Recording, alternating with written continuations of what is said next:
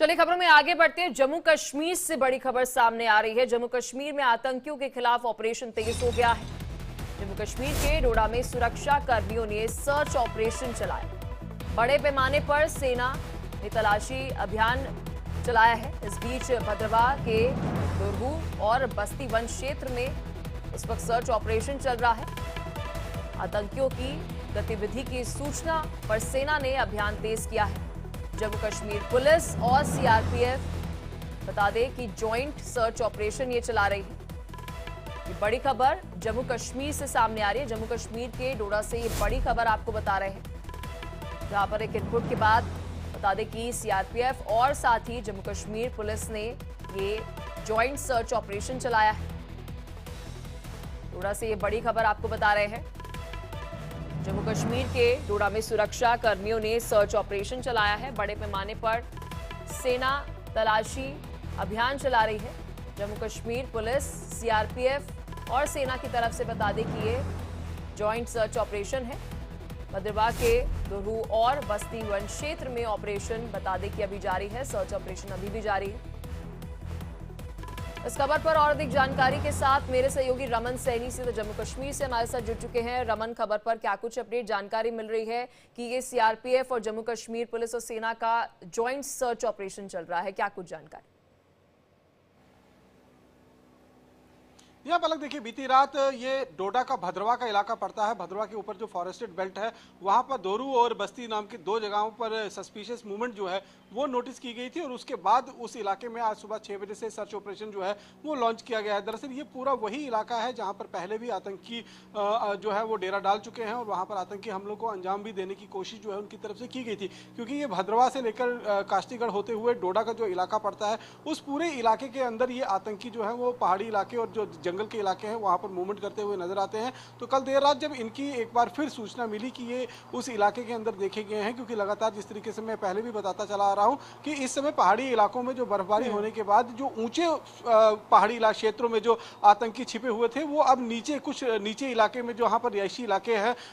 जो कुछ मैदानी क्षेत्र में है, इनकी पहाड़ जहाँ पर खत्म होते हैं वहाँ पर आकर उन्होंने अपना डेरा जमाया हुआ है। तो वहाँ से आतंकियों की मूवमेंट की जैसे ही जानकारी मिली तो जम्मू कश्मीर पुलिस का स्पेशल ऑपरेशन ग्रुप का दस्ता और सीआरपीएफ के साथ भारतीय सेना ने एक ज्वाइंट ऑपरेशन लॉन्च किया है और बड़े पैमाने पर वहाँ पर सर्च ऑपरेशन जो है वो चलाया जा रहा है ताकि उन आतंकवादियों को पूरी तरीके से खात्मा किया जा सके। इससे पहले हमने 3 दिन पहले भी खबर दी थी कि इस समय जम्मू प्रोविंस के अंदर जो 16 कोर का एरिया पड़ता है, यानी कि जो 16 कोर भारतीय सेना का जो 16 कोर है उसके जो अधीन जो इलाका आता है वहां पर 23 अलग अलग एंटी टेरर ऑपरेशन जो है वो लॉन्च किए गए थे, जिसमें से डीकेआर यानी कि डोडा, किश्तवाड़ और रामबन का जो इलाका है वहां पर 10 ऑपरेशन चल रहे थे। राजौरी और पुंछ में 7 एंटी टेरर ऑपरेशन थे। उधमपुर में 3 और रियासी और जम्मू के बीच में जो 16 कोर का एरिया पड़ता है वहां पर 3 ऑपरेशन, तो कुल मिलाकर 23 एंटी टेरर ऑपरेशन जो है वो लॉन्च किए गए थे। उसी के चलते ये जो भद्रवाह का इलाका है यहाँ पर जो जब देखा गया कि वहाँ पर सस्पिशियस मूवमेंट है तो वहाँ पर बड़े पैमाने पर उन आतंकवादियों की धरपकड़ के लिए अब एक बड़ा ऑपरेशन जो है वो लॉन्च किया गया है और उस पूरे जंगल को जो दोरू और बस्ती का इलाका रमन, आप बता रहे हैं कि ये जंगल क्षेत्र है, एक तरफ सीआरपीएफ, इंडियन आर्मी और साथ ही जम्मू कश्मीर पुलिस की तरफ से जॉइंट ऑपरेशन चलाया जा रहा है। क्या ड्रोन्स का भी सहारा इस सर्च ऑपरेशन में लिया जा रहा है? यहाँ देखिए, तमाम तरीके के वो सारे गैजेटरी जो एडवांस गैजेटरी भारतीय सेना, जम्मू कश्मीर पुलिस और सीआरपीएफ के पास है, उन सभी का मदद जो है वो ली जा रही है, क्योंकि दूर दराज का इलाका है, इसलिए सबसे बेहतर रहता है कि वो ड्रोन के सहारे जंगल के ऊपर से ये नोटिस करें कि आखिर कहीं पर आतंकी स्पॉट तो नहीं होते, क्योंकि घने जंगल का इलाका है और घने जंगल के इलाके में आर्मी को और जो सुरक्षा बल है, चाहे वो जम्मू कश्मीर पुलिस हो चाहे सीआरपीएफ के जवान हो, उनको सीधे जंगल में उतार देना खतरे से खाली नहीं होता। इसीलिए पहले ड्रोन से उस पहले पूरे इलाके की जो है वो निगरानी की जाती है कि कहीं किसी तरीके की कोई मूवमेंट वहां पर स्पॉट तो नहीं की गई है। उसके बाद भारतीय सेना के जवान जो है वो आगे बढ़ते हैं और उस इलाके में जितने भी हाइडआउट्स बने होते हैं, यानी कि जो नेचुरल गुफाएं पहाड़ों के अंदर बनी होती है, उनको ध्वस्त करते हुए वो आगे बढ़ रहे हैं। उस जंगल को पूरी तरीके से क्लियर किया जा रहा है। मैं आपको जिस तरीके से बता रहा था कि जो 23 ऑपरेशन चलाए गए थे वो दरअसल होम मिनिस्ट्री की एडवाइजरी के ऊपर चलाए गए थे, क्योंकि हम हर बार जब गर्मियां आती हैं, बर्फ पिघलती है, तब देखा जाता है कि आतंकी गतिविधियों में इंटेंसिटी जो है वो बढ़ जाती है और उसी इंटेंसिटी को कम करने के लिए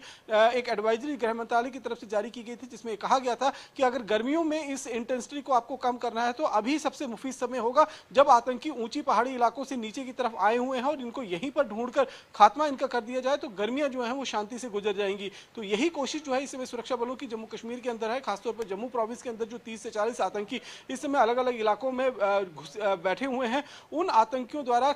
गर्मियों में किसी तरीके का कोई बड़ा नुकसान ना पहुंचाया जा सके, उसको देखते हुए फिलहाल ऑपरेशन जो है वो ठीक है रमन, आप हमारे साथ बने रहिए। जम्मू कश्मीर से एक और बड़ी खबर दर्शकों को बता देते हैं। जम्मू कश्मीर में आतंकियों के खिलाफ सेना का बड़ा अभियान जारी है। यूएपीए के मामलों को लेकर राजौरी में कई जगहों पर बता दें कि छापेमारी की गई है। छापेमारी के दौरान बड़े पैमाने पर पुलिस ने आपत्तिजनक सामग्रियां, अहम दस्तावेज भी बता दें कि बरामद किए हैं। अधिकारियों ने यह बताया है कि पाकिस्तान पीओके में सक्रिय आतंकवादियों के खिलाफ कई इलाकों में छापेमारी की गई है। कार्रवाई का मकसद ऊंचाई वाले इलाकों और साथ ही पीओके में सक्रिय आतंकियों को रोकना है। छापेमारी के दौरान पुलिस के साथ सीआरपीएफ के जवान भी वहां पर मौजूद हैं।